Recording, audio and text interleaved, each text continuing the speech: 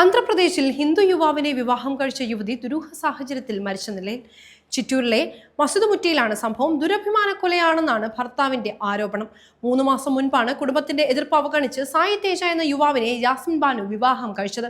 പിതാവിന് സുഖമില്ലെന്നറിയിച്ച് യുവതിയെ സ്വന്തം വീട്ടിലേക്ക് വിളിച്ചു വരുത്തിയ ശേഷം യാസ്മിനെ ഫോണിൽ ബന്ധപ്പെടാൻ സാധിച്ചില്ലെന്നും സായി തേജ പറഞ്ഞു. അന്വേഷണം ആവശ്യപ്പെട്ട് സായി നൽകിയ പരാതിയിൽ പോലീസ് യുവതിയുടെ ബന്ധുക്കളെ കസ്റ്റഡിയിലെടുത്തു.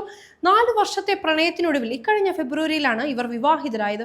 വിവാഹശേഷം യാസ്മിന്റെ മൂത്ത സഹോദരനും സഹോദരിയും നിരന്തരം അവളെ വിളിച്ചിരുന്നെന്നും മരിക്കുന്നതിന് മുൻപ് പിതാവിന്റെ ആരോഗ്യസ്ഥിതി വഷളായെന്നും കാണാൻ വരണമെന്നും ആവശ്യപ്പെട്ട് ഭാര്യയെ കൊണ്ടുപോയി എന്നുമാണ് ഭർത്താവ് പറഞ്ഞത്. യാസ്മിൻ പോയി അരമണിക്കൂറിന് ശേഷം വിളിച്ചപ്പോൾ ബന്ധുവാണ് ഫോൺ എടുത്തത്. ആദ്യം യാസ്മിൻ ആശുപത്രിയിലാണെന്നും പിന്നീട് കുറച്ചു കഴിഞ്ഞ് അറിയിച്ചത് മരണവാർത്തയുമാണെന്ന് സായി തേജ പറയുന്നു.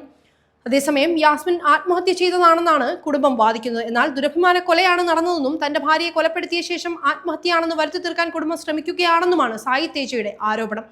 യാസ്മിന്റെ മാതാവ് ഇപ്പോൾ പോലീസ് കസ്റ്റഡിയിലാണ്. മറ്റു ബന്ധുക്കൾ ഒളിവിൽ പോയത് സംശയം വർദ്ധിപ്പിക്കുന്നുവെന്നും ദുരഭിമാന കൊലയാണോ നടന്നത് എന്നതിൽ ഉൾപ്പെടെ വിശദമായ അന്വേഷണം നടക്കുന്നുണ്ടെന്നും പോലീസ് വ്യക്തമാക്കി.